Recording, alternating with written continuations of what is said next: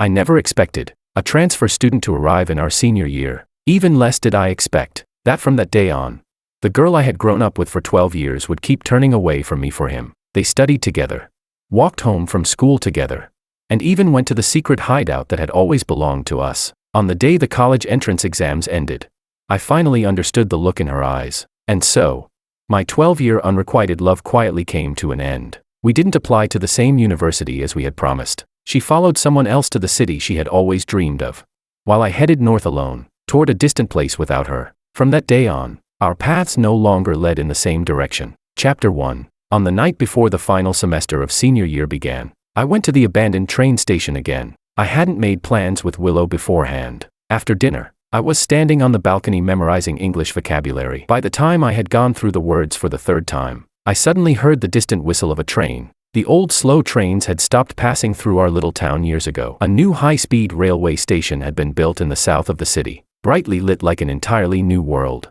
Yet on certain nights, I still found myself thinking about the old station on the northern outskirts of town. So I closed my vocabulary book, told my mother I was going downstairs to buy pen refills, grabbed my coat, and left. The old station wasn't far from my house. It only took 15 minutes to get there by bike. The night wind swept through the narrow streets of the old town, making the advertisements pasted on the utility poles rustle loudly. By the time I parked my bike outside the station, the sky had gone completely dark. The place had been abandoned for years. The paint had peeled off the station sign. Half the glass in the waiting hall was shattered. An old yellowing notice was still taped to the ticket window, stating the date the station had been relocated. Its curled corners trembled gently in the wind. The faded route map was still hanging on the wall, though many of the place names were no longer legible. To adults, this place was nothing more than a ruin, but to Willow and me, it was our secret hideout. When we were children, we hid comic books in the old storage room behind the waiting hall. We stuffed our unfinished summer homework into a metal cabinet and once buried a tin box beneath the camphor tree at the end of the platform. Inside the box were 2 postcards. We had written them to our future selves when we graduated from middle school, meant to be read after we turned 18. The moment I entered the waiting hall, I saw a faint light glowing near the entrance of the old storage room. Someone was crouched on the ground, using their phone as a flashlight while searching through something. I stopped in my tracks. Hearing the sound, the person turned around. The light from her phone shone upward across her face, making her eyes look exceptionally bright. "George?"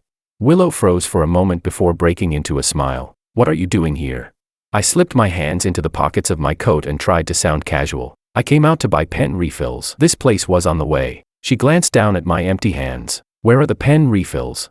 I fell silent for 2 seconds. Her smile widened, her eyes curving like leaves stirring in the breeze on a summer evening. "You're terrible at lying," she said with a laugh. I didn't argue. I walked over and crouched beside her. The storage room was slightly damp, and the things we had left behind as children were still piled in the corner. Half a comic book with pages falling out, a deflated red ball, and a rusty cookie tin. Willow brushed the dust off the tin and suddenly asked, "Do you remember? The first time we met was right here." Of course I remembered. That day, I had been hiding in this storage room, crying. I could no longer remember exactly why. Maybe I had done badly on a test. Maybe my classmates had made fun of me. Or perhaps it was simply one of those days when a child suddenly feels wronged, convinced that the whole world has turned its back on him. I sat curled up in the corner with my arms around my knees, crying so hard that it was embarrassing. Then Willow appeared. She wore her hair in 2 loose braids that day and held a blueberry-flavored ice pop in a plastic tube, its wrapper covered in beads of melted water. She didn't ask me why I was crying,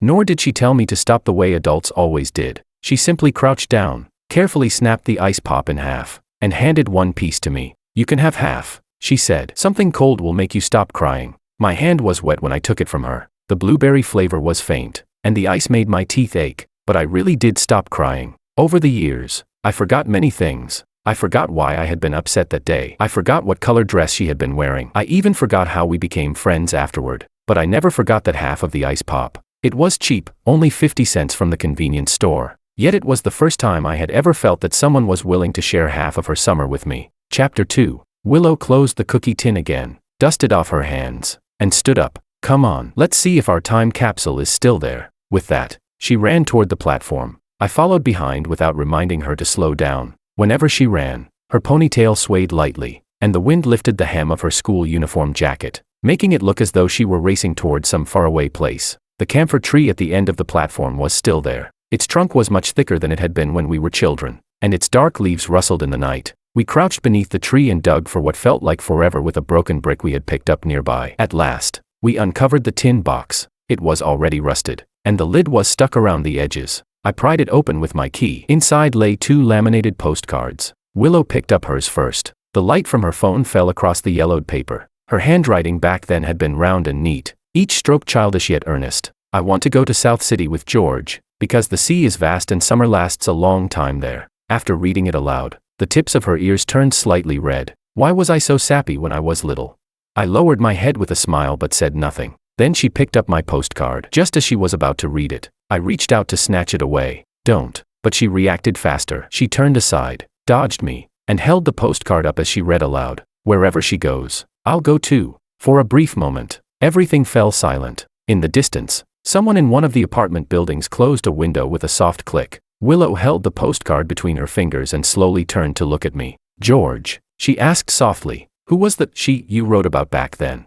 I looked at her. The night wind swept past us, stirring the camphor leaves with a whisper. She stood beneath the tree, her eyes bright, as though she had asked the question merely out of casual curiosity. I closed the tin box and lowered my gaze, trying to keep my voice natural. Who else could it have been? She froze. I looked up at her and couldn't help smiling. When we graduated from elementary school, who besides you dragged me here every day to hide comic books with her?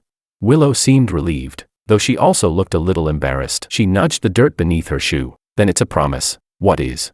After the college entrance exams, we'll go to South City and see the ocean. I watched as she buried the tin box again. Moonlight rested faintly across her shoulders. At that moment, I truly believed we would go to South City together. I believed that after the exams, the sea breeze would sweep through a summer that belonged to both of us. I nodded. Okay. Willow smiled and held out her little finger. Pinky promise. I looked at the childish gesture, then held out my hand anyway. Her little finger hooked around mine, swaying gently. The old station was silent. There was only the night wind, the camphor tree, and the dream we had buried on the eve of turning 18, a dream that had not yet begun to fall apart. Chapter 3. I had always assumed that no new students would transfer into our class during senior year, but on the first day of school, our homeroom teacher still brought in a transfer student. His name was Makoto. It was a distinctive name, and he looked like the kind of boy who belonged in a coming-of-age movie. He was tall, with straight shoulders and a clean white jacket. When he stood at the front of the classroom and introduced himself, he spoke calmly, his voice cool and composed. He said he had transferred back from another city because it was closer to home and more convenient for preparing for the college entrance exams. A girl in class whispered, "He's so handsome." Someone else said,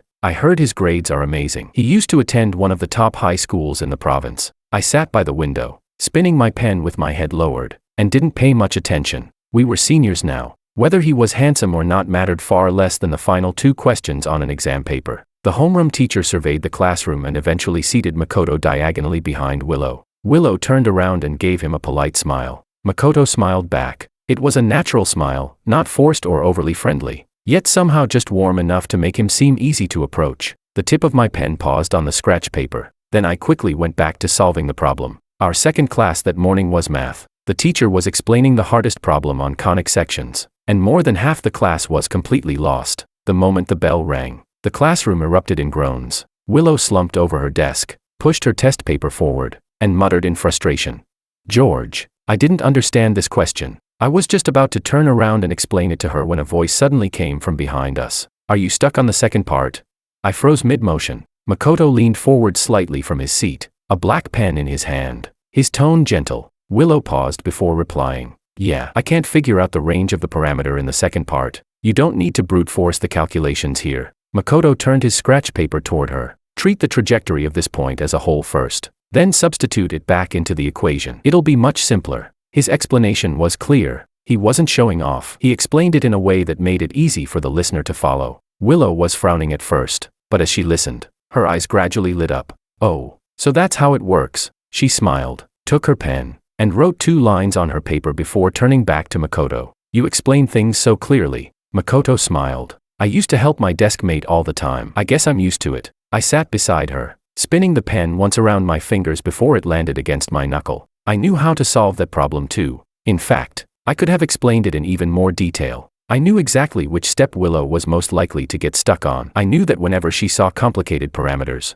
her first instinct was to skip the problem. I knew she didn't like listening to long derivations. I had to break the logic into smaller steps and guide her through them one by one. I knew all of that, but that day, she never turned back to ask me again. Over the next few days, Makoto quickly settled into the class. He had excellent grades, but he wasn't aloof. When the teachers called on him, he always knew the answer. And when his classmates asked him questions, he was willing to explain. Most importantly, unlike the rest of us, who had been in the same class since our first year and knew one another inside out, he was new. He was like a gust of fresh air blowing into a classroom that had long been filled with stacks of test papers and the stale scent of old books. Willow began turning around to ask him questions more and more often. At first, it was only math, then physics. Later, she would even turn to him over a phrase in an English essay and ask, "Makoto, does this sound more natural?"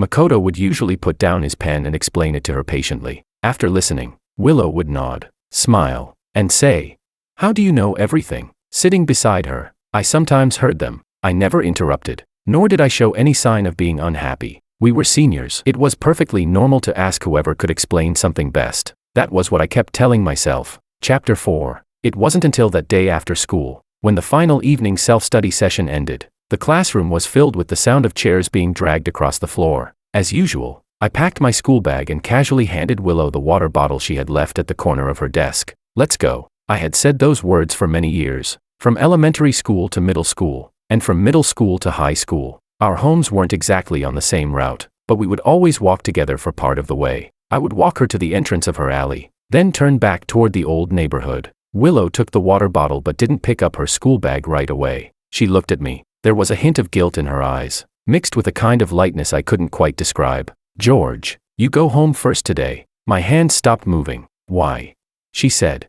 "Makoto told me that the bookstore near the back gate got a new batch of exam prep materials. He said there are several really good practice sets inside." She zipped up her school bag, speaking slightly faster than usual. "I want to go take a look with him and buy a couple of books while we're there." After saying that, as if afraid I would misunderstand, she quickly added, "It's just buying study materials. It won't take long." I looked past her. Makoto was standing by the back door of the classroom, his bag hanging over one shoulder as he looked down at his phone. When he noticed my gaze, he looked up and nodded at me politely. I nodded back. Then I said to Willow, "Okay, go ahead." Willow seemed surprised that I agreed so quickly. She paused for a moment. "Be careful on your way home." "You too." She ran toward the back door with her school bag on her back, her ponytail swaying behind her shoulders. Makoto casually held the door open for her. After she walked out, he followed. The classroom gradually emptied. I stood beside my desk and lowered my head to take out the scratch paper Willow had forgotten inside her desk drawer. I placed it back into her drawer. There was a problem on the paper that she hadn't finished solving. Beside it was Makoto's handwriting. Beautiful, neat, and sharp. I walked out of school alone. The nights of early spring were still a little chilly. White steam rose from the roadside food stalls, and the sausage grill turned slowly. In the past, Willow would always say she was hungry when we walked this road. Then I would buy her a grilled sausage. She would take the first bite, complain that the rest was too greasy, and then hand it to me. Today, no one said they were hungry, and I didn't buy anything. When I reached the convenience store at the end of the alley, I stopped for a moment. The freezer was glowing with a pale white light. Inside were neatly arranged ice creams and drinks. On the bottom shelf were the old blueberry ice pops, the same ones from years ago. I opened the freezer door, and the cold air brushed against the back of my hand. When I picked one up, I noticed the price tag had already changed. When we were children, they cost 1 yuan for 2. Now they were 3 yuan each. People grow up. Even ice pops become more expensive. I tore open the wrapper and snapped it in half. Crack. The sound was crisp. I held one half in my hand. No one reached out for the other. In the end, I could only eat it myself. The blueberry flavor melted on my tongue, making my teeth ache from the cold. I frowned. Somehow, it didn't taste as sweet as it used to. I slowly walked home, the streetlights stretching my shadow long across the road. One by one, the windows of the old neighborhood lit up. Someone upstairs was arguing. Someone else was shouting at their child to finish their homework. I lowered my head and bit into the remaining half of the ice pop, thinking, the manufacturer must have changed the recipe. Otherwise, how could it possibly be less sweet than before? Chapter 5. Willow and Makoto grew closer and closer. It was impossible to hide. A senior year classroom was simply too small. Besides, Willow had always been beautiful, and Makoto was the new transfer student. Whenever they stood together, it was hard not to notice. At first, people only teased them. Willow, asking Makoto questions again. "Your math has improved so quickly. Don't tell me it's the power of love." There wasn't much malice behind those words. During the second semester of senior year, everyone was being crushed by exam papers. rankings, and the countdown to the college entrance exams. The numbers on the blackboard at the back of the classroom, decreasing day by day, felt like a tightly stretched string. Everyone needed something lighthearted to laugh about. Every time, Willow would blush and explain. "Don't make things up, I'm just asking questions." Makoto would only smile. He was good at handling jokes without making things awkward. The whole class would burst into laughter. During the long break one day, the weather unexpectedly cleared up. Willow was pulled outside for a walk by her best friend Maria. The two girls walked slowly along the outer edge of the track, their school uniform jackets open, each holding a bottle of yogurt drink. Maria bumped Willow's shoulder and smiled knowingly. "Seriously, are you and Makoto actually something?"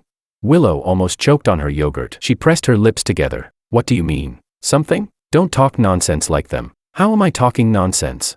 Maria dragged out her words. "You've been asking Makoto questions more often than you ask George lately, and the way you look at Makoto, it's really different." Willow pursed her lips and didn't immediately deny it. Seeing her reaction, Maria instantly became excited. She blinked. "See, you hesitated. Willow, you're done for. You definitely have feelings for him." Willow lowered her head and looked at the white line along the edge of the track. "I don't know." She truly didn't know. There was something about Makoto that felt different from their small town. He talked about evening self-study sessions at schools in other cities, the plane trees lining the streets of S-City, and the university campuses he had visited for competitions. When he spoke, he was always calm and unhurried, as if the world was vast and he had already seen a glimpse of what lay beyond. Willow's life had always been too predictable. Home, school, the old train station, and George. George was, of course, a very good person, so good that she had grown used to him always being there. But Makoto was different. He was like a sudden gust of wind blowing into her life,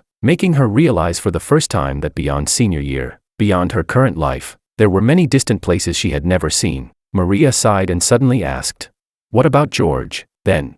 Willow fell silent for several seconds. The wind lifted the loose strands of hair on her forehead. She squeezed her yogurt bottle until it slightly deformed. After a while, she said softly, "George is different." "How is he different?" Willow thought for a moment. As if searching for the most accurate and safest answer, she said, "I only see him as family." The moment those words fell, I happened to be walking past the entrance of the playground. I stopped. The corners of the exam papers in my arms pressed against my wrist, causing a faint sting. Maria seemed to say something else, and Willow replied as well, but the rest of their voices were drowned out by the sound of the school bell. I lowered my head and looked at the top exam paper. The page fluttered gently in the wind. Family. There was actually nothing wrong with that word. Safe, close, and without crossing any boundaries. But suddenly, I remembered the postcard beneath the camphor tree at the old station. The sentence I had written, "Wherever she goes, I'll go too." So it turned out that some promises had been taken seriously by only one person from the very beginning. That night, during the second evening self-study period, Willow had a stomachache. She lay on her desk, her face slightly pale, with tiny beads of sweat appearing on her forehead. I noticed immediately. Willow's stomach had always been sensitive. If she ate too little in the afternoon, it would start hurting at night. In the past, whenever this happened, I would go to the school store and buy her a bag of plain bread, then bring her a cup of warm water. I glanced at her and asked quietly, "Stomachache?" Willow looked up and forced a smile. "A little." I stood up. "I'll go buy something." Before she could say anything, I had already taken my campus card and walked out of the classroom. Chapter 6. The school store was behind the teaching building. During evening self-study, the path was quiet. Only the distant office lights were still glowing. I bought the plain bread Willow usually ate, then went to the water dispenser and filled a cup with warm water. The heat from the cup slowly spread into my palm. When I walked back to the classroom, my steps were slightly faster than usual, but the moment I reached the back door, I stopped. Beside Willow's seat, Makoto was slightly leaning forward, handing her a box of stomach medicine and a cup of water. "Take one first," he said. "This works quickly, but don't stay on an empty stomach for too long. I'll go with you to get something to eat later." Willow took the medicine. "Thank you," she said softly. Makoto smiled. "What are you thanking me for?" The classroom lights fell over them. One lowered his head to hand her the medicine. The other looked up to take it. Their movements were so natural, as if they had practiced them countless times. I stood at the back door, the warm water in my hand slowly turning cold. After a few seconds, I placed the cup on the windowsill in the hallway and turned back to my seat. The bag of bread was still in my hand. I never gave it to her. Willow looked up and saw me. It seemed like she wanted to say something, but Makoto had already put away the medicine box and quietly asked whether her stomach still hurt. I lowered my eyes and stuffed the bread into the deepest part of my school bag. Evening self-study continued. There were only a little over 90 days left on the countdown board. The teacher wrote problems on the blackboard, and the chalk tapped against it again and again, producing a crisp sound. I lowered my head and worked on my papers. My pen pressed down too hard, leaving a faint mark on the page. When I got home, I opened my school bag to find my keys and realized the bag of bread was still buried inside. After being crushed under textbooks and exercise books for the entire night, the packaging was wrinkled beyond recognition. The bread inside had already been flattened. On the afternoon after the monthly exams ended, our homeroom teacher unusually didn't keep us late. Willow let out a long breath of relief. She turned around and said to Makoto, "Finally over." Makoto smiled. "You guys have monthly exams pretty often here, because it's senior year." Willow smiled brightly as she folded the draft papers on her desk. "It would actually be strange if we didn't have exams." Makoto looked at her and suddenly asked, "When you're stressed out, where do you usually go to relax?"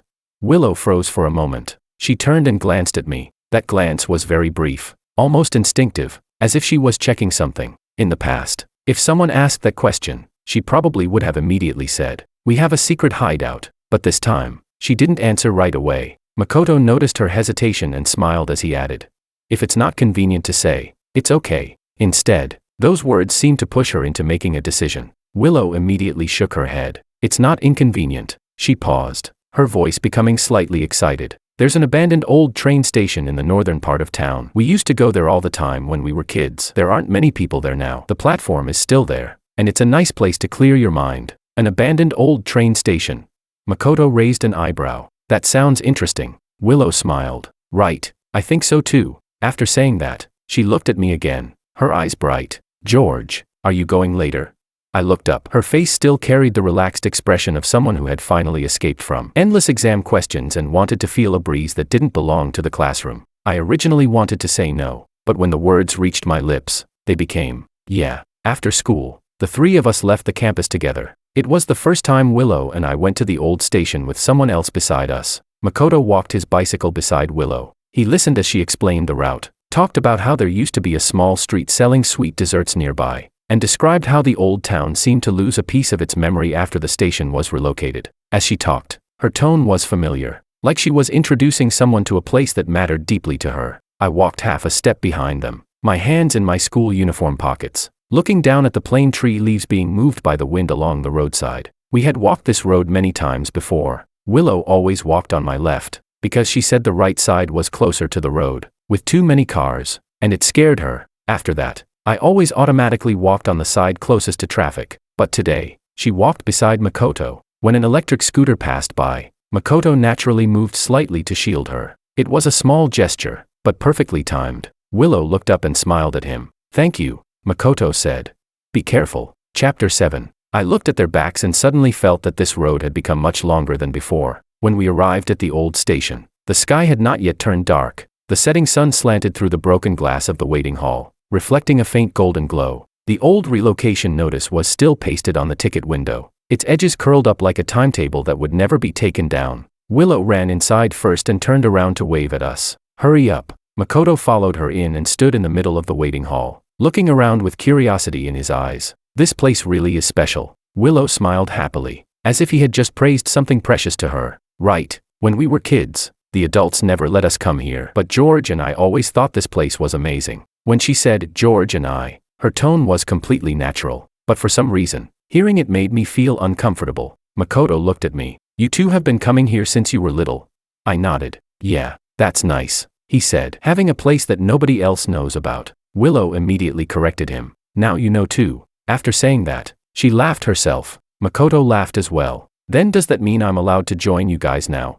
Willow thought about it seriously, then nodded. "Sure." I stood beside them without saying anything. The old storage room behind the waiting hall was still there. Willow took Makoto over and showed him the rusty metal cabinet. She showed him the crooked little figures we had drawn on the wall with chalk when we were children. This one was drawn by George. She pointed at a faded cluster of lines on the wall and laughed so hard she bent forward. He said it was a train, but I always thought it looked like a caterpillar. Makoto leaned closer to look. "It really does look a little like one." Willow laughed even harder. "See, I told you." Then she took Makoto to the camphor tree at the end of the platform. The soil beneath the tree had been dug up before, but the traces were already barely visible. Willow crouched down and pointed there. "We buried our time capsule here," Makoto asked. "What did you write?" Willow didn't answer immediately. She looked back at me. In that instant, I suddenly became afraid she would say it, afraid she would casually tell Makoto the sentence, "I want to go to South City with George," afraid she would laugh and say we were just kids who didn't know any better, afraid Makoto would laugh along with her, but she only lowered her head and brushed aside the fallen leaves on the ground. Nothing, just some random wishes we wrote when we were little. Makoto didn't press further. He was smart and knew when to give someone space. The sun gradually sank below the horizon. The wind blew over from the abandoned tracks, carrying the scent of rust and grass. Willow stood at the edge of the platform and spread her arms. "Every time I come here, I feel like I could go somewhere really far away." Makoto stood beside her and asked softly, "Where do you want to go?"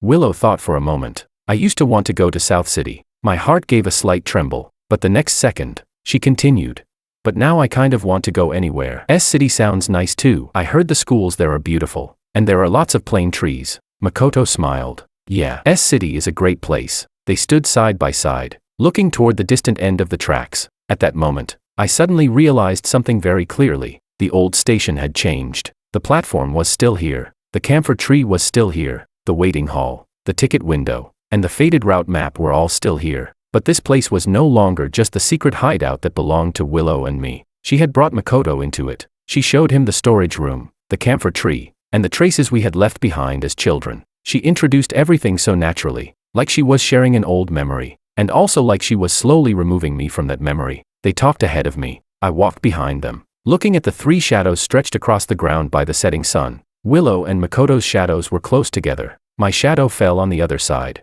cut off by the edge of the platform. I suddenly felt how absurd it was. This was clearly the secret hideout that belonged to Willow and me. Yet at that moment, I was the one who felt like an outsider. Chapter 8. On the afternoon the college entrance exams ended. The moment the final bell rang, the entire school building seemed to come alive. Some people screamed in the hallway. Some tore their scratch papers into pieces and threw them into the air. Some hugged their desk mates and cried. Others simply stood there in a daze, as if they still couldn't believe that the days chased by the countdown had truly come to an end. It turned out that more than 90 days could pass so quickly. When I walked out of the exam hall, the sunlight was dazzling. The area in front of the teaching building was crowded with people. Parents held flowers in their hands. Teachers stood among the crowd calling out students' names. And the air was filled with the heat of summer, the smell of sweat, and a restless lightness that came from finally being free. I saw Willow in the crowd. She was wearing a white short-sleeved shirt, her hair tied into a high ponytail, with a few strands of hair on her forehead damp from sweat.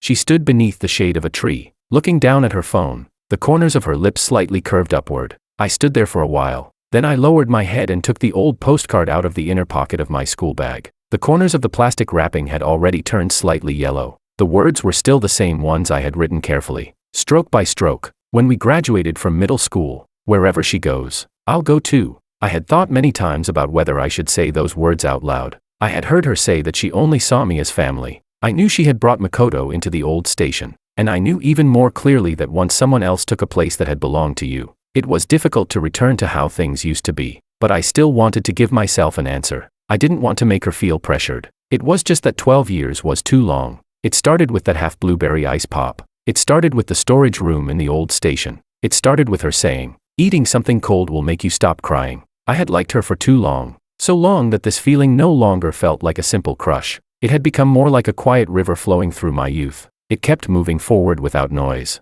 without disturbance. But every river needed an outlet eventually. I wanted to tell her, "Willow, whether you go to City or South City, I can go with you." Those words had never changed. They were not a childish joke I wrote in middle school, nor were they an impulsive feeling from someone who didn't understand love. They were the answer I had thought about countless times and still sincerely wanted to give. I put the postcard back into my pocket and walked toward her. I had only taken a few steps when Maria suddenly ran over from the side, grabbed Willow's hand, and excitedly said something to her. Willow's eyes lit up after hearing it, and she followed Maria toward the teaching building. I stopped. After a moment, I slowly followed. The classroom was much messier than usual. Books were piled on desks, chairs were scattered at odd angles, and the countdown to the college entrance exams on the blackboard was still frozen at 0. This was the place where we had spent 3 years. It was also the place where I once thought I would finally say those words. But when I reached the back door, I saw Willow and Makoto standing in the middle of the classroom. I didn't know who started cheering first.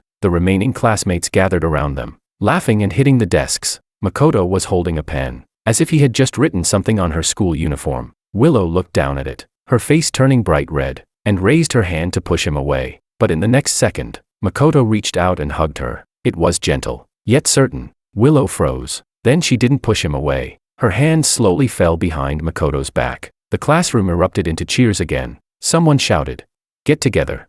Someone else laughed and said, "Now that the exams are over, you don't have to hide anymore."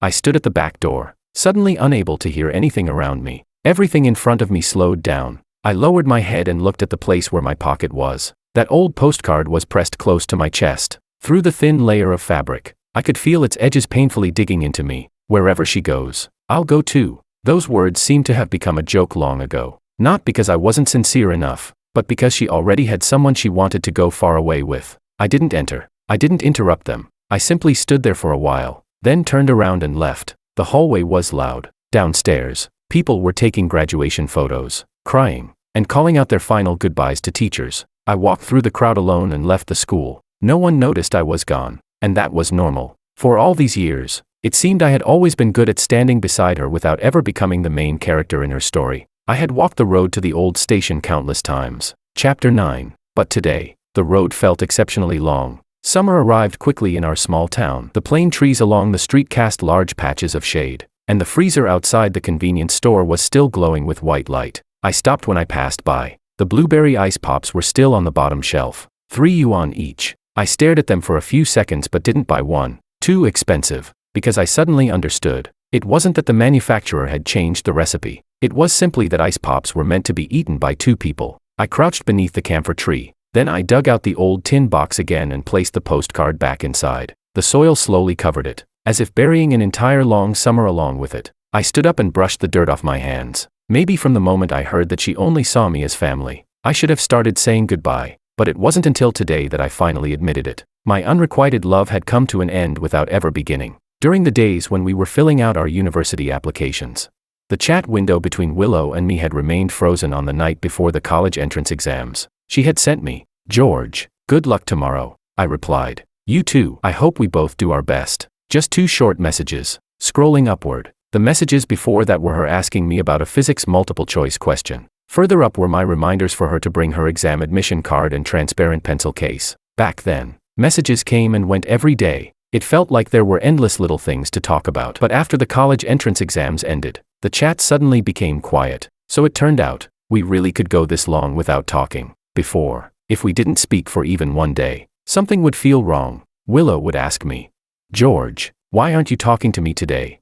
I would say, "I'm doing practice papers." Then she would send me an angry cat sticker. Now, she no longer asked, and I no longer explained. On the day we filled out our university applications, my mother specifically took half a day off work. She sat beside me, wearing her reading glasses, looking through the admission brochures while watching the computer screen. She actually didn't understand many of those major names. She just felt that this was an important decision and that she should be there with me. My father sat at the other end of the dining table, a cup of strong tea beside him. Every now and then, he would say, "The capital is good. There are more opportunities there." My mother glared at him. "Don't make decisions for him. Let him choose where he wants to go." I lowered my head and looked at the university application system on the screen. The cursor stayed on the city selection column for a long time without moving. My mother suddenly seemed to remember something and casually asked, "You and that Willow girl grew up together. Did you two ever make plans to attend the same university?"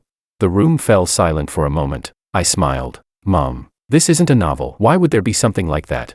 My mother looked at me. She probably wanted to ask more, but in the end, she simply closed the admission brochure and placed it gently on the table. "That's true." She paused, then softened her voice. "Go wherever you want. Don't choose because of anyone else. And don't be afraid of being far from home. You've always been someone with your own ideas." I nodded. In the end, I put the capital as my first choice destination. When I clicked submit, a confirmation box appeared on the screen. "Are you sure you want to submit?"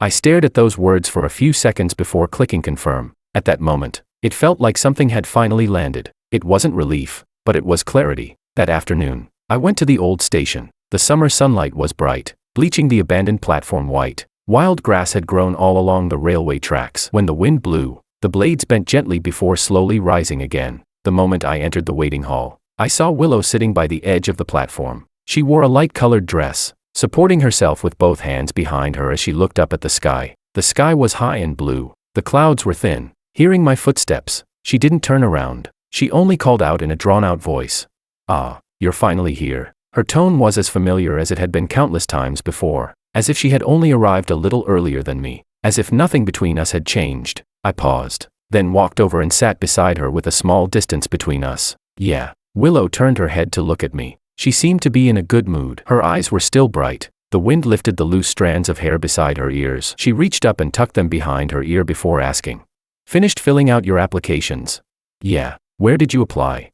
I looked at the rusted tracks in the distance. "The capital." Willow nodded and smiled. "Nice. The capital is great. There are lots of opportunities." I asked her, "What about you? Are you going to S-City?"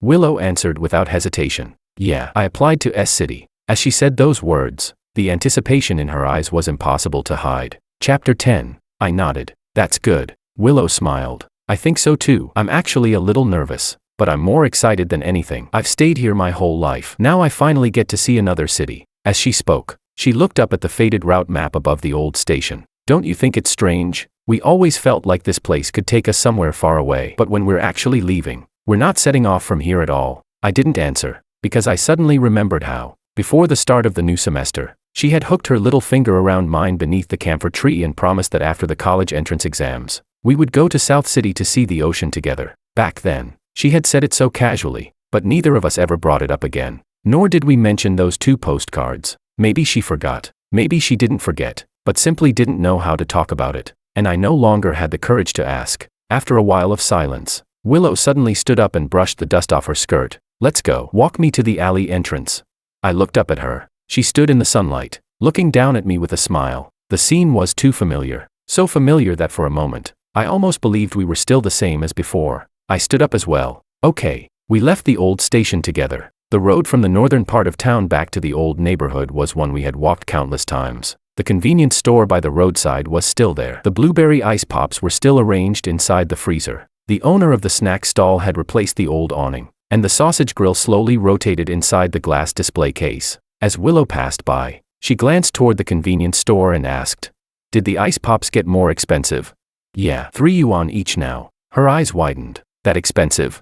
I lowered my head and smiled. "Yeah." She seemed to remember something and smiled as well, but neither of us went inside to buy one. Some things seemed like they were only meant to remain in childhood. When we reached the familiar alley entrance, Willow stopped. Every time before this, I would always walk her here. She would go inside, and I would turn around and head home. Back then, I always thought we would see each other again the next morning, so every goodbye felt light. But today, she stood at the entrance and didn't immediately walk in. The evening wind passed by, carrying the humid warmth of summer. Willow looked at me and suddenly said, "George."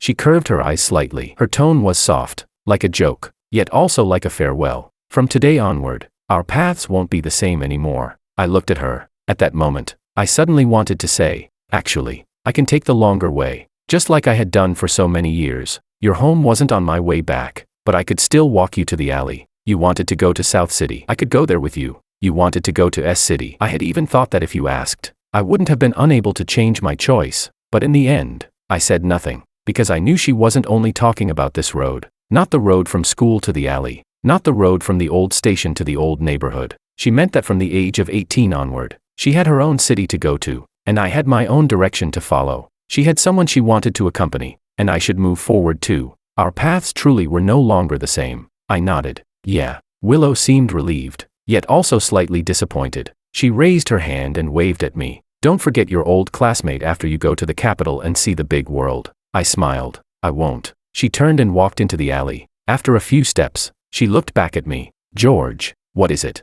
She stood beneath the dim yellow streetlight, her voice softened by the evening breeze. "Make sure you enjoy your college life." I looked at her and nodded. "You too." Only then did she smile. She turned around and ran into the alley. I watched her figure slowly disappear into the winding paths of the old neighborhood. Then I turned around and walked home along another road. Our paths truly were no longer the same. Chapter 11. University life was much slower than I had imagined. During senior year of high school, even taking a breath felt like a luxury. But after arriving in the capital, time suddenly seemed to loosen. No one updated a countdown on the blackboard every day. No teacher stood at the front of the classroom saying, "This is the most important year of your life." In the mornings, I could decide when to wake up. At night, I could sit downstairs in the dormitory for a while and watch the streetlights turn on one by one. At first, I actually felt a little uncomfortable. I always felt that without several sets of practice papers in my school bag, Something inside me was missing. I started going for runs on mornings when I didn't have classes. From 3 laps, to 5 laps, then to 10. By the end of each run, the wind would brush past my ears, my chest would feel warm, and the countless messy thoughts in my mind would be shaken away a little. I also started going to the library. The university library in the capital was huge. The staircases were bright, and outside the glass windows were rows of ginkgo trees. When autumn had just arrived, the leaves had not yet turned completely yellow. Sunlight fell through them, covering the ground with a layer of pale golden light. The guys in my dorm were all pretty decent. One was a northern guy with a loud voice. He cursed non-stop while playing games, but whenever he ordered takeout, he always asked if I wanted to eat together. Another was from my hometown. His schedule was so regular that he seemed like a clock, washing up at exactly 11 every night. The last one was a local. He knew which small restaurants were cheap and delicious, and on weekends he often took us out for a good meal. I gradually started eating with them, playing games, and complaining about professors checking attendance. Life seemed to have been flattened out again. Nothing was as dramatic as I had imagined, but at least I was no longer standing still. Still, sometimes, I would think of my hometown, and Willow. My contact with Willow became less and less frequent. At the beginning of the semester, she would still send me photos of S-City, the plain tree streets, the lake on campus, the sunset outside her dorm balcony. She said, "S-City is really beautiful." I replied, "Yeah, it looks nice." Later, she started posting more on social media, while our private chats became fewer. After that, I learned almost everything about her life through her posts. She really did post often. Sometimes it was photos of her and Makoto eating together in the cafeteria. Sometimes it was the two of them studying in the library. She would take a picture of his side profile and caption it, "Having someone explain questions makes studying twice as efficient." Another time, she posted a night view of S-City. In the photo, Makoto stood by a bridge, looking down at her with a gentle expression. I saw that post after finishing my morning run on the track. The honeymoon phase of a relationship. It was normal. I locked my phone, bent down, and continued stretching. I slowly learned not to click on her photos. I also slowly got used to seeing her standing beside Makoto without leaving my finger paused on the screen for a long time. Some things were just like that. At first, they felt like a thorn stuck in your throat. Later, the thorn remained. It just stopped hurting every time you breathed. That day was an ordinary morning as well. After running 8 laps, I walked slowly around the track for a while before stopping beside the pull-up bars to stretch my legs. My campus card slipped out of my jacket pocket without me noticing. That card had been with me for a long time. The card holder was transparent, with slightly worn edges. Inside it was a small handmade paper piece. It had a light blue background, with a crooked little whale drawn in the corner. Willow had made it for me during our second year of high school. At that time, DIY card holders were popular in our class. The girls bought all kinds of stickers, colored pens, and glitter, decorating their campus cards in bright and colorful ways. Willow had also bought a pile of materials and excitedly made a pink one for herself.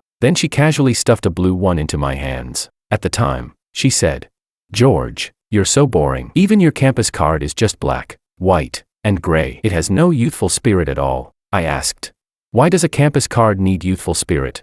She lowered her head and drew the whale on the paper, saying confidently, "I think it does, so it does." Later, she stopped using her own pink card holder after less than 2 months. She thought the edges were peeling and looked ugly, so she bought a new one. Only mine had remained with me until now. The little whale's color had already faded slightly. The transparent card holder was no longer as clean as before, but I never replaced it. Chapter 12. Sometimes, people are strange. They clearly know that certain things no longer belong to the present, yet they still keep them by their side, as if doing so could prove that the past was not remembered by them alone. "Hey, freshman."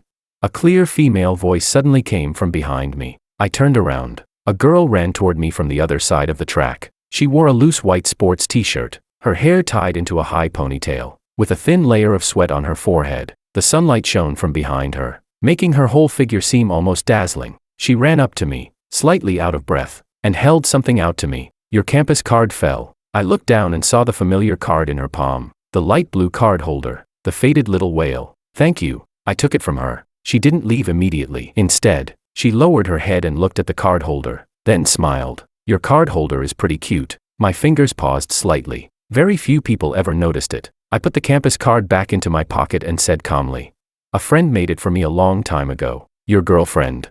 she asked naturally, a hint of amusement in her eyes. I froze for a moment, then shook my head. "No." "Oh." She dragged out the sound, as if she understood something, yet she didn't ask anything further. Then she reached out her hand openly. My name is Anna. I'm a junior from the School of Journalism. I saw you drop your card while running just now. I wanted to call you, but you were too fast. Anna. Her name suited her. There was a kind of unhidden vitality about her. I shook her hand. George. Freshman. I know. She shook the campus card she had just looked at and smiled honestly. It's written right there. I couldn't help smiling too. The morning sunlight fell over the track. Everything was ordinary. So ordinary that at the time, I didn't realize this would be the moment when fate quietly changed direction. Anna looked at me and suddenly asked, "Do you usually run at this time?" "Yeah, I come here when I don't have classes. Then we'll probably run into each other often." She wrapped her earphone cable back around her wrist, waved at me, and said, "See you, freshman. If you drop your campus card again next time, I'm charging you a delivery fee." She turned around and ran back onto the track. Her ponytail swayed behind her, her steps light and lively, like a flame dancing beneath the morning sun. I stood there, watching her run away. After a long while, I lowered my head and touched the campus card in my pocket. The little whale was still there. It came from the summer of a small town long ago, but the person who picked it up and returned it to me just now was the breeze of a morning track in the capital. Suddenly, I felt something very light, as if something that had been buried deep inside me for a long time had been touched unintentionally. Later, I really did start running into Anna frequently on the track. At first, it was only coincidence. At 6:40 in the morning, when the sky had just fully brightened and there weren't many people on the track. By the time I reached my third lap, I could always see her appearing from the curve on the other side. Her running posture was beautiful. She wasn't particularly fast, but her pace was steady. Her ponytail swayed with every step, and she looked like someone who had just awakened from the morning sunlight. The first time we met again, she waved at me from half a track away. "Good morning, freshman." I smiled. "Good morning, senior." The second time we met, she was stretching beside the pull-up bars after running. When she saw me approaching, she casually handed me an unopened bottle of water. "For you." I took it and asked, "Why?"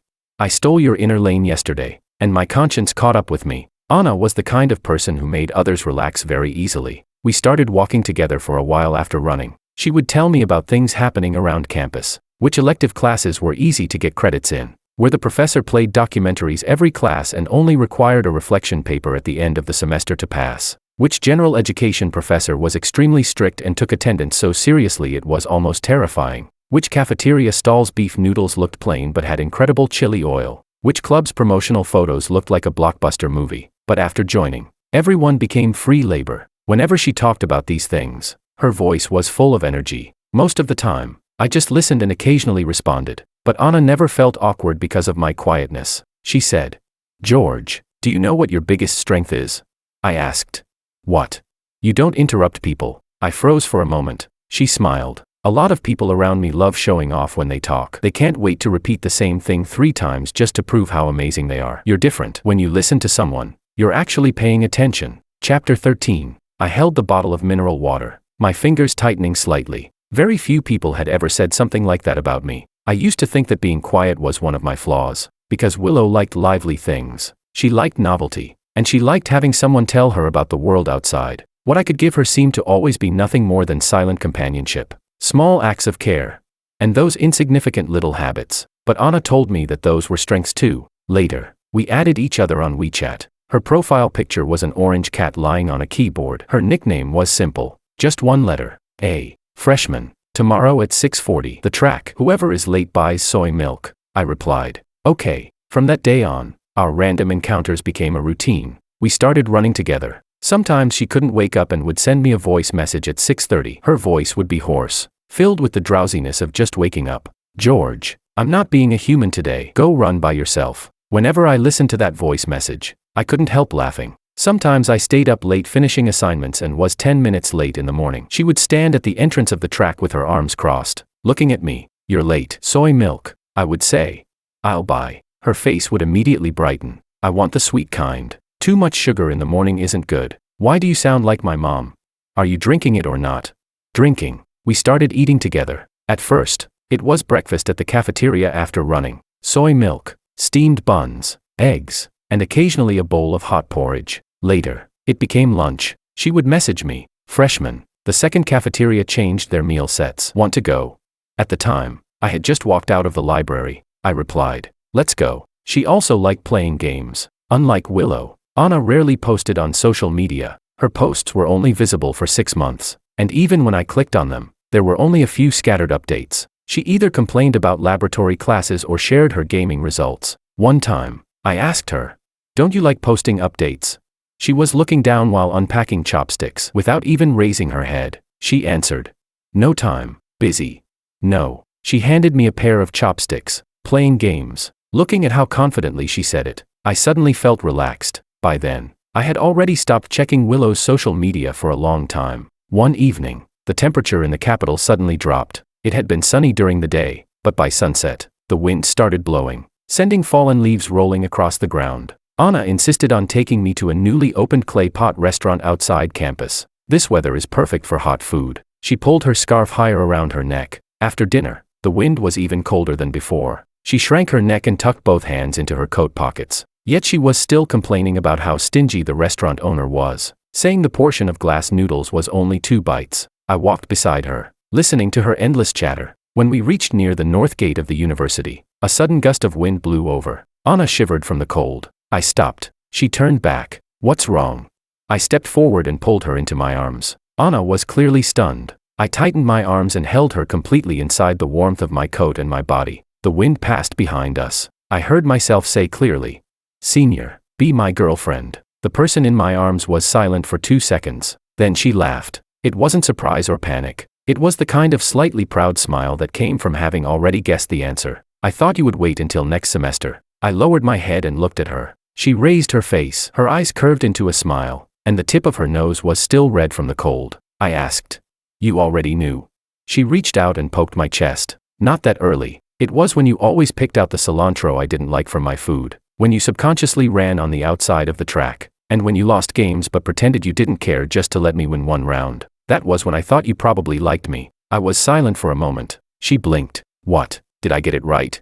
I lowered my voice. "Yeah." Anna smiled even brighter. She stepped back slightly from my arms and held out her hand, palm facing upward. Then, "Boyfriend, want to hold hands on the way back?"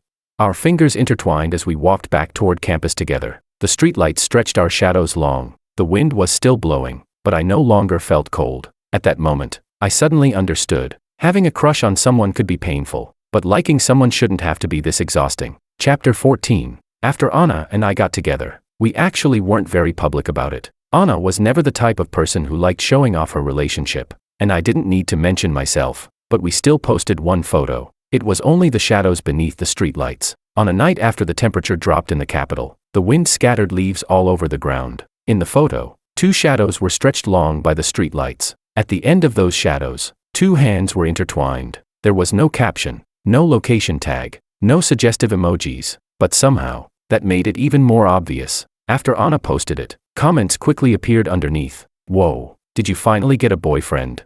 Wait, is it that freshman who asked you out before? You actually got yourself a younger guy. Bring us 2 grilled sausages when you come back, or we're not letting this go. No wonder you stopped gaming with us and started going to the library. Turns out you were busy dating." Anna replied to all of them with the same answer, "Mind your own business," followed by a default smiling emoji. She turned to me and asked, "What did people say on your social media?"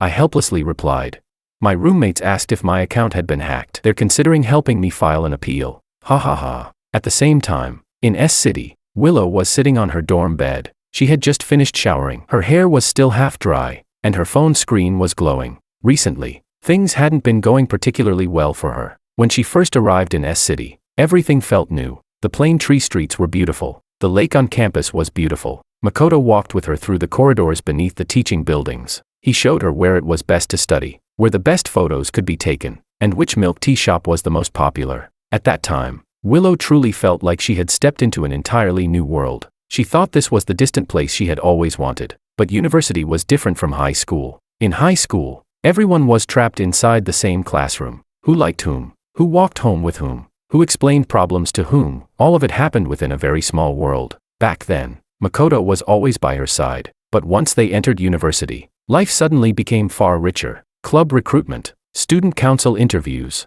department events, welcome parties, lectures, competitions. Everyone seemed to be thrown into a much larger ocean, each beginning to move in their own direction. Makoto was the same. He joined the debate club, was invited by seniors to work on projects, and made a group of friends who loved having fun. At first, Willow thought that was great. She liked outstanding people, and she liked the way Makoto shined among others. But slowly, she began to realize that people who shined always had many people surrounding them, and she was no longer the only person listening to him. That night, she had originally planned to ask Makoto to watch a movie. It was a newly released film, and she had already checked the schedule. 7:30 p.m. would have been perfect. She sent him a message. "Do you want to watch a movie tonight?"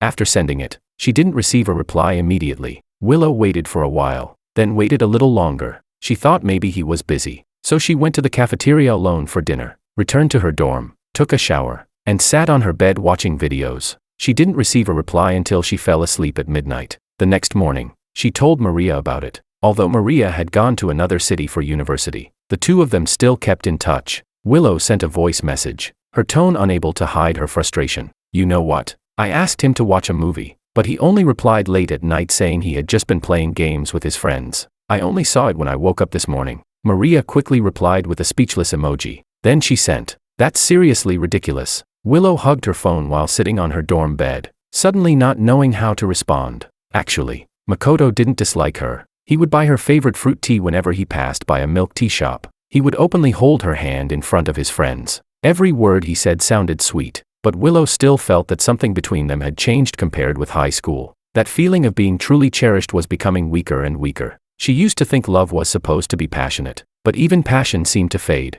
and it faded quickly. Chapter 15. That night, while Willow was scrolling through her social media feed, she happened to see George's photo. Her finger stopped. She stared at the two shadows with their fingers intertwined, and something inside her heart seemed to be gently struck. It didn't hurt, but it felt heavy. She suddenly realized that she and George hadn't contacted each other for a very long time. Their chat window was still frozen far in the past. She clicked into it. There were only some photos of his new school and surroundings. Further up were the messages where they encouraged each other the night before the college entrance exams. Further up were all those scattered little moments from high school. Willow scrolled upward one message at a time. The more she looked, the quieter she became, and the emptier she felt. She had once been so used to George's presence, so used to it that she had almost forgotten. If two people stop taking the initiative to contact each other, they really will slowly drift apart. She wanted to send George something. She wanted to ask if the capital was cold. She wanted to ask if the person in the photo was his girlfriend. She wanted to ask, "Have you been doing well lately?" But the message box stayed open for a long time, and she didn't type a single word. She didn't know what identity she had to ask from. An old classmate? A friend?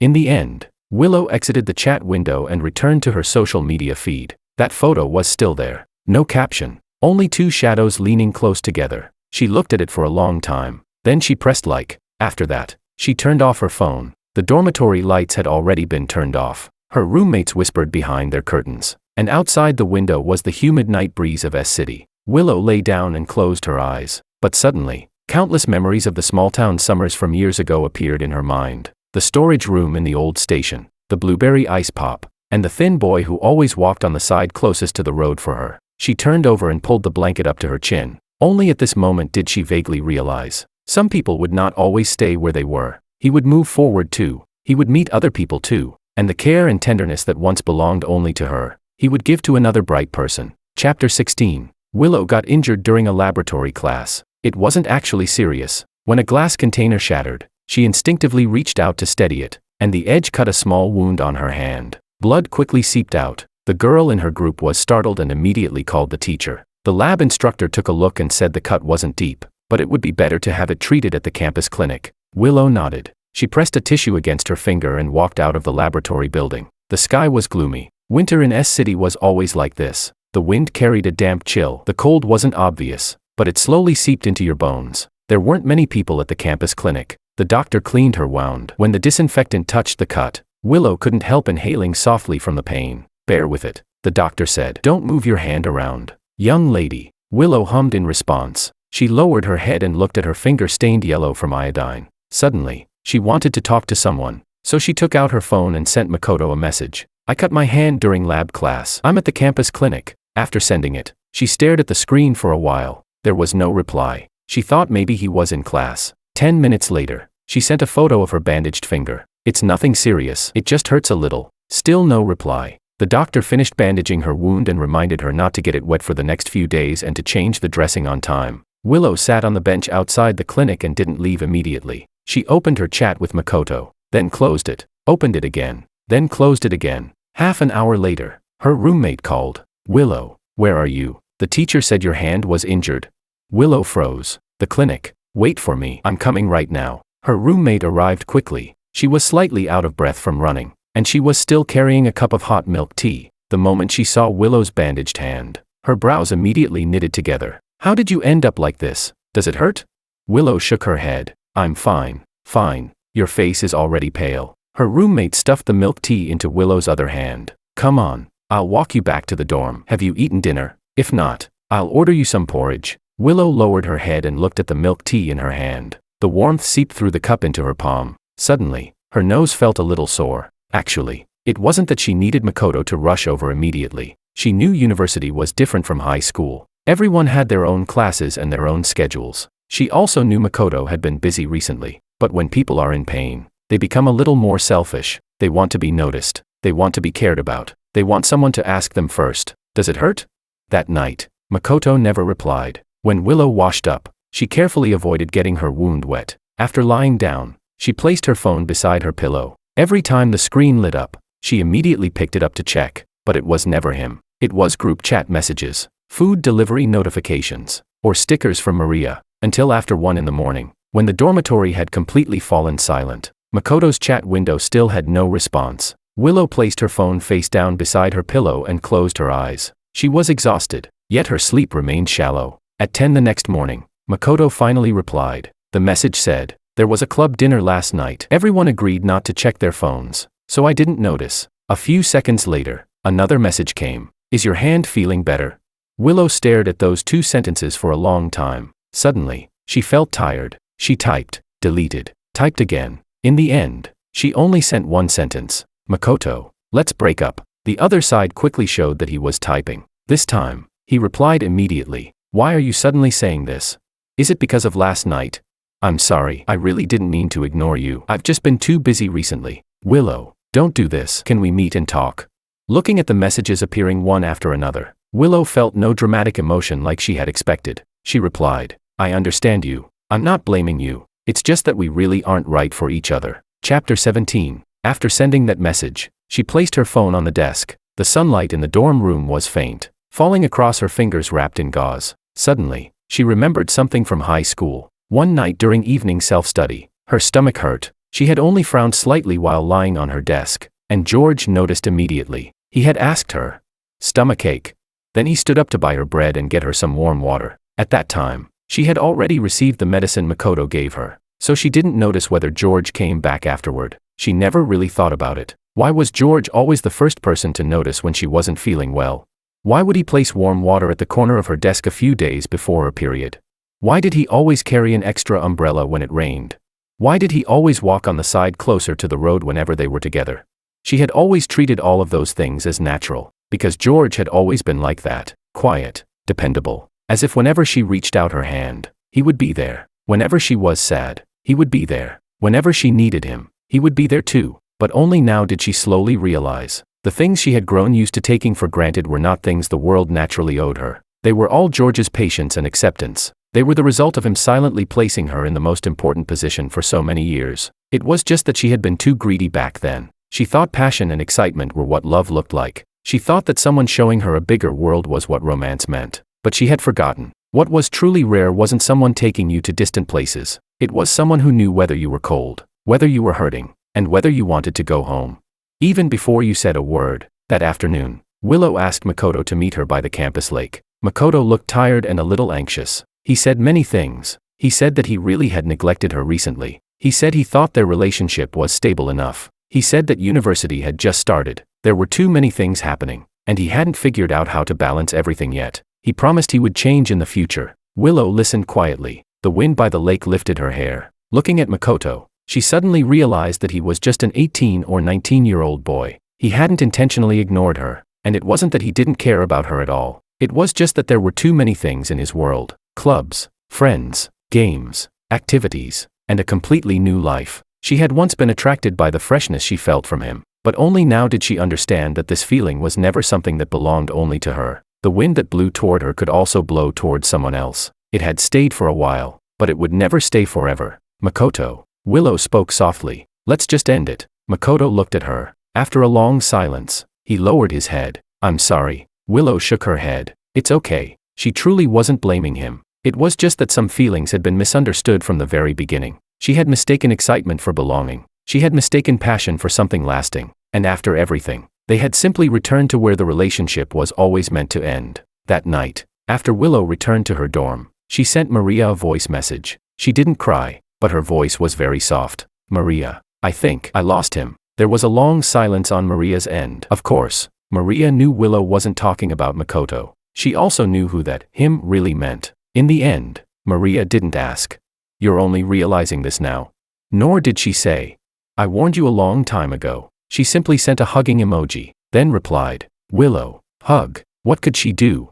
She was the one who decided that their paths were no longer the same. That was all. Chapter 18. It felt like time suddenly started moving faster from the year Anna entered her senior year. Before that, we always thought university was long enough to run slowly, eat slowly, spend an entire afternoon in the library, and wait patiently for a movie to begin. But when Anna was close to graduation, everything suddenly piled together. Graduation thesis, internship documents, defense materials, campus recruitment interviews, apartment hunting, moving dorms. She was busy every single day. Sometimes she left home at 7 in the morning and didn't return until 11 at night. The messages she sent me on WeChat also became shorter. On the subway, today's interview was exhausting. My thesis format got rejected by my advisor again. George, I want something hot to eat. When I saw the last message, I had just walked out of the library. The winter wind in the capital was harsh, making my face sting. I took a detour to the small restaurant near the back gate of the university and bought her a clay pot meal, afraid it would get cold before she arrived.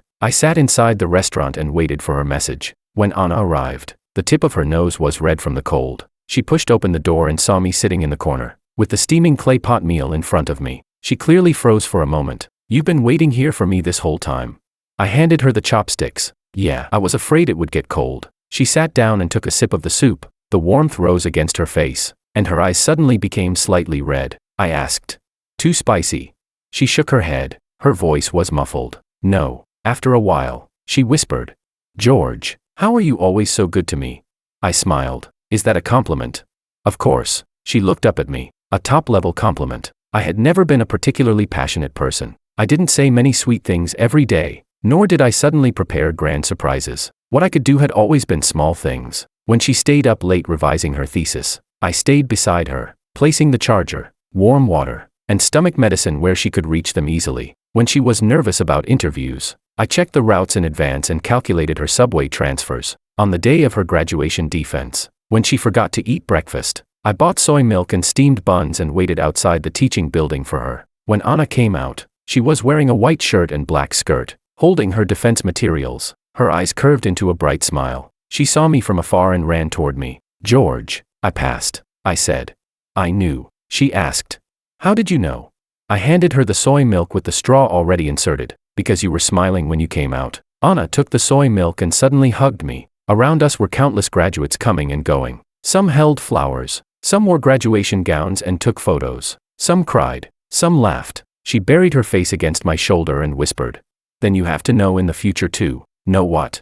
Know when I'm happy, and when I'm not. I raised my hand and patted her back. Okay. On Anna's graduation day, the weather in the capital was beautiful. She wore her graduation gown and took photos with her classmates at the school entrance. I stood outside the crowd. Her friends pushed her toward the front, and she turned around and called to me, George, come take a picture with us. I said, you guys take it. She frowned. Don't even try. Then she ran over, grabbed my wrist, and pulled me into the camera frame. At the moment the shutter clicked, she turned her head and smiled at me. In the photo, I was wearing a simple white t-shirt, standing among a group of graduates, looking slightly out of place. But later, Anna printed that photo and placed it inside a frame. She said, this is the most important picture from my graduation. After graduation, Anna stayed in the capital. She found a fairly stable job. It wasn't far from the university. The salary wasn't particularly high, but her co-workers were easy to get along with, and her manager wasn't difficult. She rented an apartment. It was small, a one-bedroom apartment in an old residential building without an elevator. The kitchen window let in some drafts, and the bathroom light didn't work properly. But there was a breakfast shop downstairs,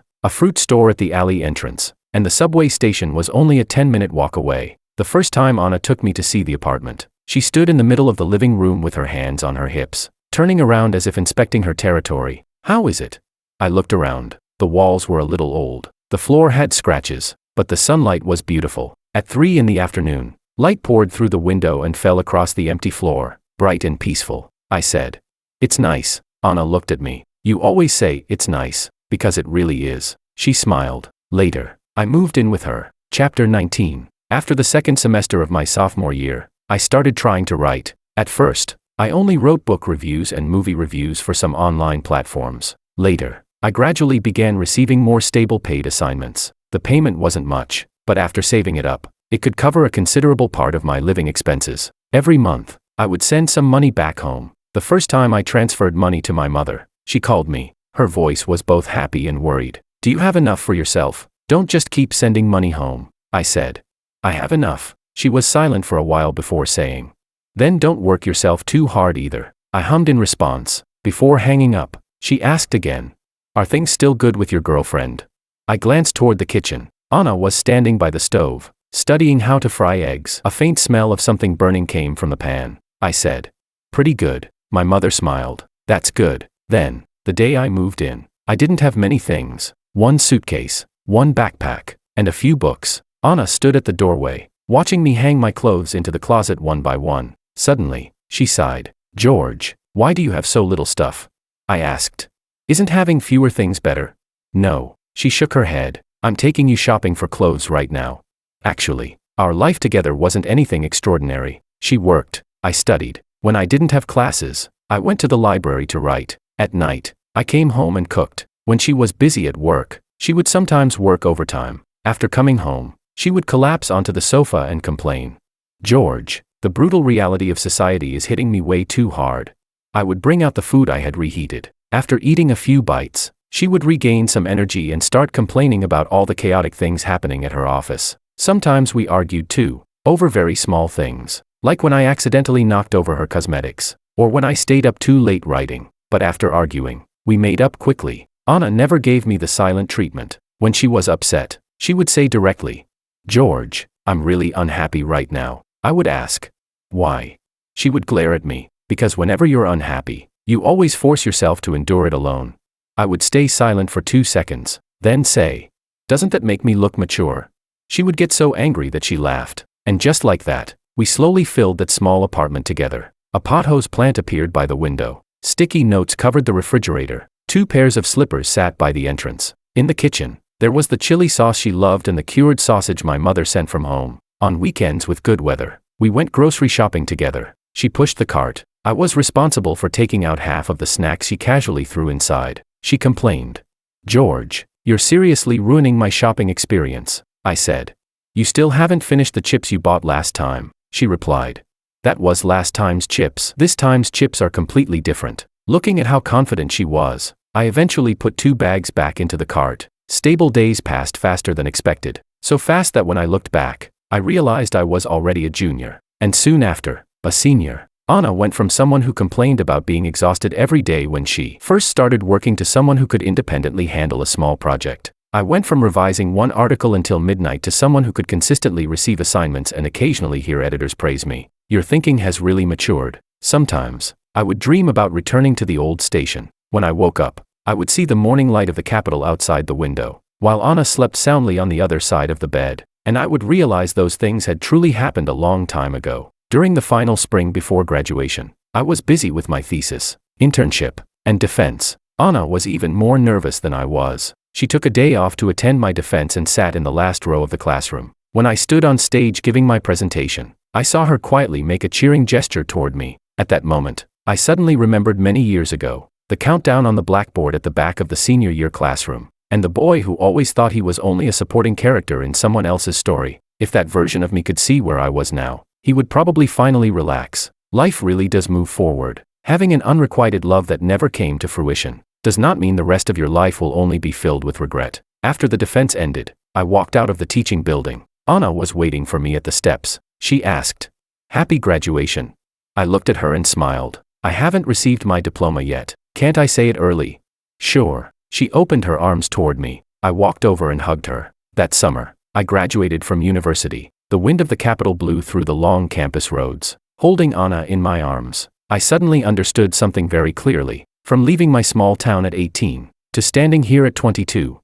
Everything I once thought I would never get over, had already become part of the past, and I had finally found my own direction. Chapter 20. Before the spring festival, I took Anna back to my hometown. Actually, before coming, she had already video called with my parents several times. Every time, my mother would get nervous and clean the living room until it was spotless. She would place the phone on the table, sit upright, and look as if she were attending some important formal meeting. Anna, on the other hand, never felt nervous at all. During their first video call, she smiled and greeted them. "Hello, Uncle and Auntie, I'm Anna." My mother froze for a moment, then immediately smiled so brightly that the corners of her eyes curved. Later, after several calls, Anna could even chat with my mother through the screen about which market stall sold the freshest fish. She also discussed with my father whether winters in the capital were drier and colder than in our hometown. But when we actually arrived at our front door, I could clearly feel that my parents were a little restrained. My mother had cleaned the house again and again since early morning. There were fruits placed on the coffee table, and the sofa covers had been freshly washed and changed.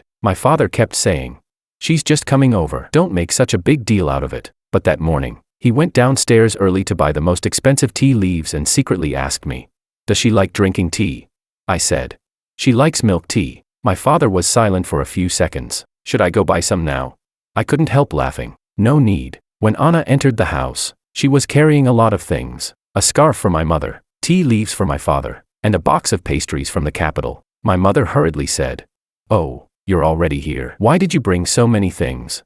Anna smiled and handed her the scarf. "Auntie, this is my first official visit. I can't come empty-handed, right? If you don't accept it, I'll be too embarrassed to come again next time." My mother was completely charmed by her. In the end, she held the scarf and smiled so happily that she couldn't close her mouth. My father sat beside her, holding his teacup and trying his best to maintain the dignity of the head of the family. Anna turned to him and said, "Uncle, I don't know much about tea. I asked George's co-workers for advice before buying this. If it doesn't taste good, just tell me next time and I'll buy the same kind." My father immediately put down his teacup and cleared his throat. "It's good, very good. You're thoughtful." And just like that, she naturally became part of my family's living room. Even though it was her first time visiting, she never seemed like a stranger. She would take the initiative to help my mother prepare vegetables in the kitchen. After my mother chased her out, she would sit at the dining table and peel garlic instead. My mother said, "Anna, leave it. Don't do it." Without even looking up, Anna replied, "Auntie, I help with things at home too. I'm not that spoiled." My mother glanced at me.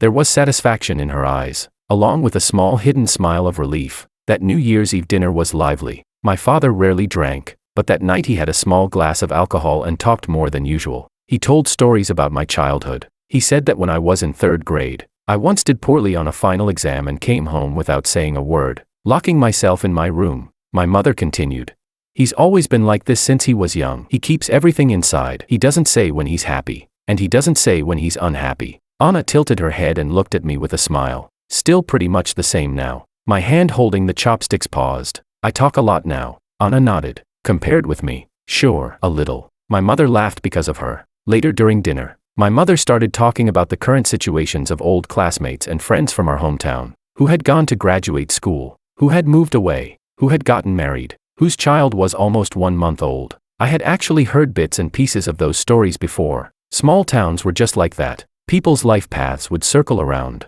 And eventually, they would all return to the dinner tables of the older generation. My mother suddenly said, "You remember Willow, right? The girl you used to play with all the time when you were little." I lowered my head and took a sip of soup. "Yeah. She came back after graduating from university. She passed the civil service exam and now works here in town." My mother said casually, "It's quite stable. I ran into her mother at the market recently. She said Willow is busy, but being close to home makes life more comfortable." Anna was picking fish. Her movement paused slightly, but she didn't look at me. She simply continued eating quietly. I hummed. "Being a civil servant is pretty good." I said it calmly, and I truly meant it. As people grow older, it seems everyone eventually goes where they are meant to go. Some people stay in their hometowns. Some people travel far away. Some people take a long route and eventually return. Some people put down roots in another city. Chapter 21. After dinner, I took Anna out for a walk. The old neighborhood was especially lively during the spring festival night. Children downstairs ran around holding sparklers. Fireworks exploded in the distance, lighting up the entire night sky for a brief moment. Anna tucked her hands into my coat pockets. Her fingertips were cold. I held her hand. She looked up at the old apartment buildings and smiled. So this is where you grew up? Yeah, it's pretty nice. She copied my usual tone. I turned my head to look at her. She immediately laughed. What? You're the only one allowed to say, it's pretty nice. I laughed too. We walked forward along the familiar road. The convenience store was still open, and the freezer outside was glowing with white light. I subconsciously glanced at it. The blueberry ice pops were still on the bottom shelf. Anna followed my gaze and asked, "Want one?" I shook my head. No. She narrowed her eyes. Every time you say you don't want something, your expression looks like there's a story behind it. I didn't answer. I just held her hand and continued walking. As we walked further, we eventually reached the abandoned old station at the northern edge of town. After all these years, it looked even older than I remembered. More glass panels in the waiting hall had shattered. The old yellow notice at the ticket window had fallen off halfway. The route map on the wall had faded so much that the words were almost impossible to read. The platform was still there. The railway tracks were even more rusted, with wild grass growing through the cracks, and the camphor tree at the end of the platform was still there. Anna stopped walking and turned to look at me. "George." "What?" She smiled, her eyes bright. "You have a secret." I looked at the tree too. The night wind passed through the camphor leaves, creating a soft rustling sound. After a long while, I said, "This place used to be a secret hideout for me and someone else." Anna didn't interrupt. She simply pulled her hand out of my pocket and held mine instead. Standing on the old platform, I slowly told her about everything that happened a long time ago. I told her about hiding in the old storage room and crying when I was little. I told her about a little girl who gave me half a blueberry ice pop and said eating something cold would make me stop crying. I told her about how we hid comic books, soda, and unfinished summer homework here. I told her about the tin box buried beneath the camphor tree, and the 2 postcards that had once been inside. I told her she had written that she wanted to go to South City with me, and I told her that I had written, "Wherever she goes, I'll go too." Anna listened quietly the entire time. This time, it felt as if our roles had been reversed. In the past, others always talked, and I listened. Willow talked about wanting to go somewhere far away. She talked about the plain tree streets of S City, university life, and a new world full of possibilities. And I had always stood beside her, keeping all my emotions hidden. But now, I was the one talking. Anna was listening. She didn't get jealous. She didn't ask about the painful details. She simply listened, very seriously, just like what she had once said. When you listen to someone, you're actually paying attention. Turns out, she was the same. After I finished speaking, the old station remained silent for a long time. A firework exploded in the distance. Anna gently shook my hand and asked, "Do you still want to go to South City?" I looked at the camphor tree and shook my head. I haven't thought about it for a long time. What about her? I knew she meant Willow. We haven't contacted each other for a long time either, I said. She didn't ask anything else. After a while, she suddenly said, "George." Thank you for telling me this." I looked at her. Anna stood in the dim light of the old platform. Her scarf covered half her face, leaving only a pair of bright eyes visible. She said, "I'm not trying to dig into your past. I just think that if this place is important to you, then I also want to know the person you used to be." Something inside me was suddenly touched. For so many years, I had always thought the old station was a place meant for goodbyes. A goodbye to childhood, a goodbye to an unrequited love, a goodbye to the version of myself who hid every feeling deep inside. But at that moment, I suddenly realized, it could also be a place where someone started over. I tightened my grip on Anna's hand. "Let's go. Home?" "Yeah, home." Anna smiled and followed my steps. Together, we left the old station. We walked past the rusted railway tracks, past the waiting hall with broken glass, past the old route map where the destination was no longer visible. Chapter 22. On the way back, the convenience store lights were still on. Anna suddenly stopped. She said, "I want to eat an ice pop." I looked at her. "In winter? What's wrong with winter?" She replied confidently, "People have the freedom to eat ice cream in winter too." In the end, I still went into the convenience store with her. The blueberry ice pop was snapped in half. She handed me one side. "Here." Looking at that half of the ice pop, I suddenly laughed. She asked, "What's wrong?" "Nothing." I took it from her. The blueberry flavor melted on my tongue. It was still cold. It didn't seem that sweet either. But this time, I no longer felt disappointed, because the person beside me took a bite, wrinkled her nose, and complained, "What kind of flavor is this? Why does it taste like cheap artificial flavoring?" I burst out laughing. Anna glared at me. "You're still laughing?" "George." "Yeah," she said. "From now on, don't keep everything to yourself." She placed her other hand into my palm and said, "I'm really good at listening." I held her hand. I know. The night wind in the small town was cold. Fireworks rose into the sky one after another in the distance. I held Anna's hand and walked toward home. This time, I didn't look back at the old station, because I knew the past had already stayed there, and what I held in my palm was the present. Chapter 23. 8 years later, Anna and I were married. Our child was 4 years old. Her name was Flora. Anna chose the name. She said, "A little flower. It sounds like someone who will grow up healthy and happily." At the time, my father held the household registration book and looked at the name for a long while. Then he nodded. "Good. Simple. Easy to write." Anna laughed beside him. "Dad, are you complimenting the name? Or are you saying our child will save time during exams because of it?"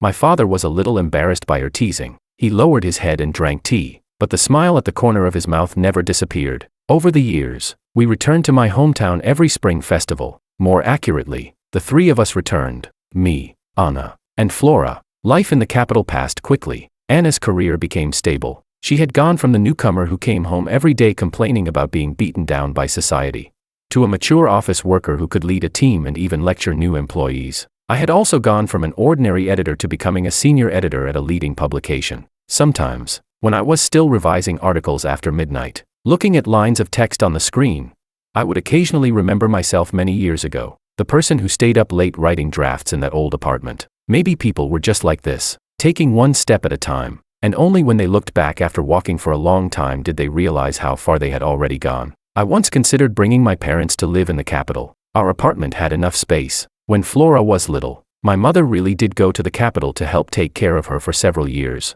She complained that we didn't know how to make proper soup, complained that we only knew how to raise a child by following parenting books, complained that the dry winter air in the capital made her nose hurt. But every time Flora hugged her and called her grandma, she would immediately forget all her complaints. Later, when Flora started kindergarten and no longer needed constant care, my mother returned to our hometown, because my father had refused to move from the very beginning. He always said, "The capital is great, there are more opportunities. Young people like you should stay there." But every time I suggested finding them a place closer to us, he would wave his hand. No, your mother has things to do if she goes. What would I do there?"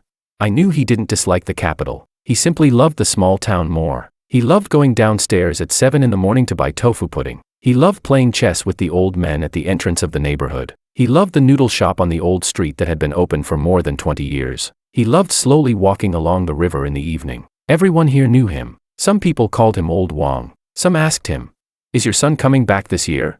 Some praised how much his granddaughter looked like Anna, especially those beautiful eyes. Then he would always say seriously, "She also looks like someone from our Wong family." Whenever my mother heard that, she would immediately expose him. "How does she look like the Wong family? Has anyone in your family ever been this good at talking?" Every time Anna heard that, she laughed until she couldn't stop. This year, when we returned for Spring Festival, the small town had a light snowfall. It was Flora's first time seeing snow in her grandparents' hometown. She excitedly ran downstairs for half an hour. Even when her gloves became soaked, she refused to go upstairs. Anna stood at the entrance of the building, her scarf covering half her face, and called out, "Flora, if you don't come back soon, your dad is going to turn into an ice sculpture." Flora squatted on the ground holding a handful of snow and replied without looking up, "Daddy isn't afraid of the cold." I picked Flora up. Her two freezing little hands immediately slipped inside my collar. I sucked in a breath from the cold. Anna laughed so hard beside me that her shoulders shook. That evening, after our family finished dinner, we went out for our usual walk. The streets of the small town were still lively during Spring Festival. The smell of roasted chestnuts, the stalls selling lanterns by the roadside, the glowing balloons in children's hands, and the distant, occasional sound of fireworks. Flora held my hand with one hand and Anna's with the other, bouncing happily as she walked. When we reached the street corner, we met Willow. She was wearing a beige coat, and her hair was a little shorter than before. She looked much quieter than she had in high school. She was carrying a bag of fruit, as if she had just returned from the supermarket. When she saw us, she paused. Then she smiled. "You're back." I nodded. "Yeah, we arrived yesterday." Anna naturally greeted her. "Willow, long time no see." Chapter 24. Over the years, Willow never got married. My mother would occasionally mention her at the dinner table, saying that her job was stable now, but her family was starting to worry. I never asked more. Anna never asked either. Her relationship with Willow had always been quite good. They weren't close friends, but they were never awkward around each other. Every Spring Festival, when they happened to meet a few times, they could stand by the street and chat for a while. They talked about work, new shops that had opened in town, whose child had started elementary school, and whether this year's spring festival was colder than last year. Willow crouched down and looked at Flora. Her eyes curved slightly as she smiled. Flora, you've grown taller again. Flora remembered her. She obediently called out, Auntie, Happy New Year. Willow took an orange from the bag and handed it to her. For you. Flora accepted it and said seriously, Thank you, Auntie. Willow gently touched her hat. Then she secretly slipped a red envelope into her hand. Don't tell your parents. This is our little secret, okay?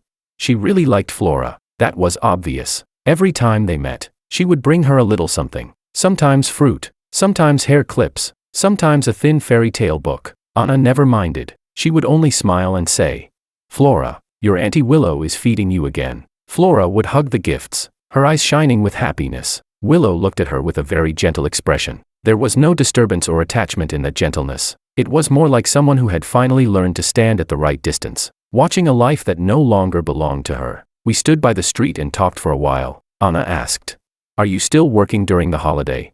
Willow nodded. I'm on duty for half a day on the third day of the new year. That's hard. It's okay. I'm used to it. The wind blew through the street, carrying the coldness left after the snow. Willow pulled her coat collar tighter. She glanced at me, then quickly looked away. She asked, When are you returning to the capital? The 6th day. Then you can still stay a few more days. Yeah. The conversation was ordinary, just like any reunion between old classmates after many years. Flora suddenly raised the orange in her hand and asked, Daddy, can I eat this when we get home?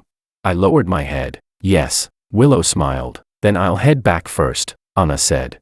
Take care on the way. Willow nodded. Then she turned and walked toward another street. The streetlights after the snow were bright. Her figure was stretched long by the light, slowly disappearing into the crowd of the small town's winter night. Flora watched her leave and suddenly asked, Daddy, why is Auntie Willow walking alone? Before I could answer, Anna bent down and pulled Flora's scarf higher. She said, Because everyone has their own path. Flora nodded, half understanding. I looked at Anna. She looked back at me. Her expression was calm, even with a slight smile. We didn't continue that topic. On the way home, Flora got tired from walking and insisted that I carry her. Anna walked beside me, putting her hand into my coat pocket. Her palm was still slightly cold in winter, just like many years ago. I held her hand. She asked, Do you want to visit the old station tomorrow? I thought for a moment and shook my head. Maybe not. Anna looked up at me. I smiled. There's nothing left to see. That place was still there. Of course, the camphor tree might still be there. The tin box might still be buried beneath the tree, but I hadn't wanted to dig it up and look inside for a very long time. Some stories don't need to be repeatedly confirmed. They happened. They ended. They left traces. That was enough. We walked into the old residential building. The hallway light was still slow to react. It only turned on after we stamped our feet twice. The snow in the small town had stopped. More fireworks rose in the distance. This year was not much different from previous years. We returned from faraway places. And after the holiday ended, we would leave again. My parents stayed in the small town. Willow stayed in the small town. Some people drift apart. Some people meet again. Some people simply nod and greet each other when they happen to pass on the street. Life doesn't have that many endings that must be explained clearly. Most of the time, it simply keeps moving forward quietly, leaving some things behind, and making room for something else. Like the faded route map on the wall of the old station. Many destinations could no longer be seen clearly, but there would always be someone on the road. Chapter 25. Willow's perspective. After breaking up with Makoto, I cried. Not in a very graceful way. That day, it was raining in S City. The plane tree leaves outside the dormitory were soaked by the rain. My roommates had all gone to class. I sat alone on my bed, hugging my knees. The curtain was half drawn, and the room was as dark as evening. I opened George's WeChat chat window again and again. The last message was from a long time ago. Arrived. I had asked if he had reached school. He said he had arrived. That was all. It turned out that more than 10 years of feelings could really end with just that one word. I stared at that word for a very long time. Then suddenly, I started crying. It wasn't because of Makoto. At least, not entirely because of him. I just suddenly realized that I seemed to have lost someone very important. I didn't disturb George. I didn't send him a message asking how he was doing recently. I didn't use the excuse of being old classmates to find out how things were between him and his girlfriend. I knew that would be pathetic. More importantly, I had no right. George was not something I had lost. He wasn't something I could simply get back just because I regretted losing him. After crying that day, I washed my face, cleaned my desk, and began seriously thinking about what I wanted to do in the future. I used to think that distant places were supposed to be exciting. S City, South City, the capital. Any place away from my hometown seemed to represent another kind of life. But after actually arriving in S-City, I realized I didn't love this place as much as I imagined. S-City was beautiful. The plain tree roads were beautiful. Rainy days had their own gentle charm. The lake on campus turned a faint golden color in the evening. But no matter how beautiful it was, it didn't belong to me. Walking through those beautiful streets, I often felt like a traveler temporarily staying somewhere. The excitement was real. So was the unfamiliarity. Later, one summer, I went to South City alone. I didn't tell anyone. I didn't post anything online either. I sat on the train for a long time. When I arrived, it was already evening. Buildings lit up one by one. The glass walls reflected the sunset. People on the streets walked quickly. Even the wind seemed to carry a destination. South City was almost unreal. At night, the riverside was crowded with people taking photos. Standing among the crowd, I suddenly remembered the year I graduated from middle school. I had leaned beside the tin box at the old station and written carefully, stroke by stroke, "I want to go to South City with George because the sea is huge, and summer is long." Back then, I truly believed South City would have an endless summer. I believed that as long as I wanted to go, George would go with me. Now, I had really arrived, but I was alone. I walked along the river for a long time. The wind was humid, blowing my hair against my cheeks. The distant lights were dazzling and luxurious, like a grand curtain unfolding from another world.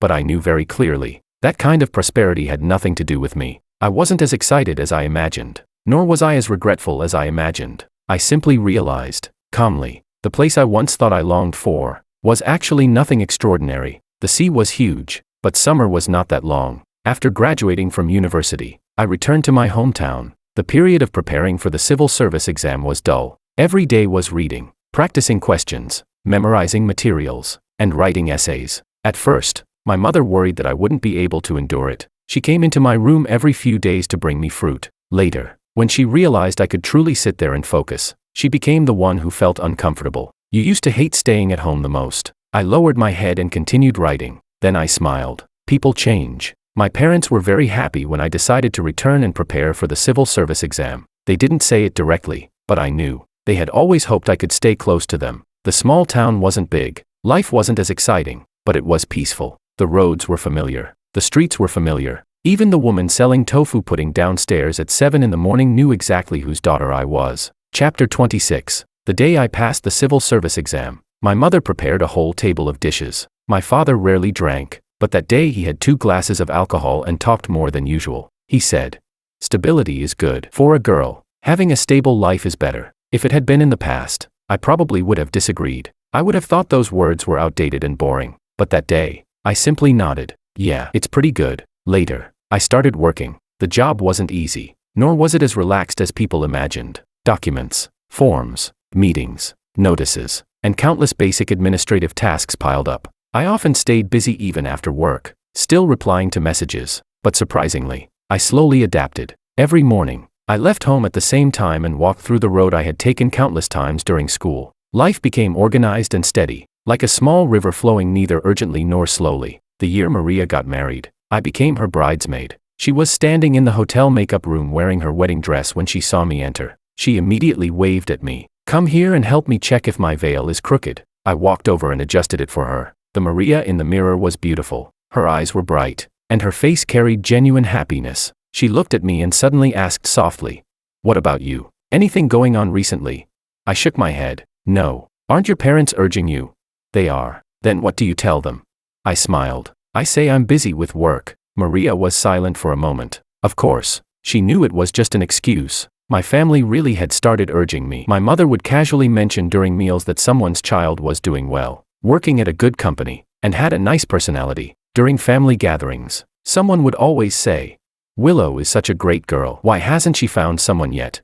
Every time, I would just smile and brush it off. Actually, it wasn't that nobody pursued me. People at work had introduced me to someone before. The other person had good conditions and a good personality, but I could never bring myself to feel anything. I wasn't waiting for anyone, nor did I believe that I had to spend my entire life waiting for someone impossible. It was just that later on, I never met another person who made me want to spend my whole life with them. Many years later, I still thought of George. Occasionally, it wasn't painful anymore. Most of the time, he was like an old street corner in my hometown. I wouldn't deliberately pass by it, but whenever I happened to arrive there, I would remember the past. I would remember how he always walked on the side closest to the road. I would remember the warm water he handed me. I would remember how steady his pen was when he explained problems to me, writing on scratch paper. I would remember him standing beneath the camphor tree at the old station, saying, "Okay." One evening, I got off work early and somehow found myself walking toward the northern edge of town, as if my feet themselves remembered the way. When I came back to my senses, the abandoned old station was already right in front of me. It looked even older than I remembered. The glass in the waiting hall was more shattered. The old yellow notice at the ticket window was only half left. The route map on the wall was almost impossible to read. I walked through the waiting hall and reached the end of the platform. The camphor tree was still there. The trunk had grown much thicker. Its branches spread wide, casting a large shadow beneath the evening sunlight. I stood under the tree for a long time. Finally, I crouched down and reached out to dig into the soil. The ground was a little hard. I found a branch and slowly dug. After my fingers became covered in dirt, I finally touched something familiar. A tin box. The box was even more rusted than before. I picked it up, brushed away the soil, and slowly opened it. Inside was a postcard. George's postcard. I thought he had taken it away long ago, but it was still here. There was only one sentence written on it. "Wherever she goes, I'll go too." I stared at those words. My eyes suddenly became painfully warm. When had he put it back?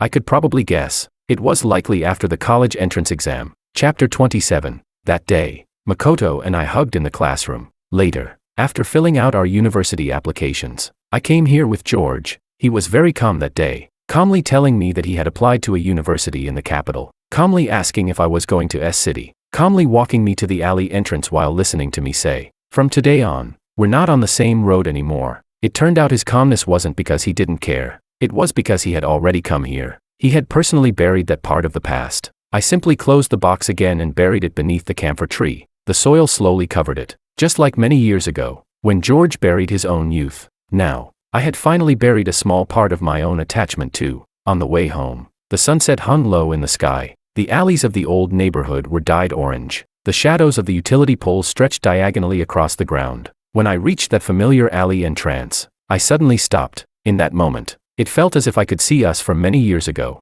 18-year-old me stood at the entrance of the alley, carrying a school bag. The edge of my skirt lifted slightly by the evening wind. 18-year-old George stood in front of me, thin, quiet, with something in his eyes that I couldn't understand back then. That girl smiled and said to him, "From today on, we're not on the same road anymore." At that time, she thought it was just a casual joke. She thought tomorrow, the day after tomorrow, and many years later, as long as she turned around, George would always still be there. But he wasn't. He truly walked onto another road. He went to the capital. He found a girlfriend. He became an editor. And I had my own path too. A small town, a government job, my parents, ordinary days with 4 distinct seasons. We had both walked forward for a very long time, and that was good. At least he was doing well. At least that once quiet and gentle boy was finally being loved wholeheartedly by another bright person. The sunset fell over the alley entrance. I stood there and smiled softly. Really, we're not on the same road anymore.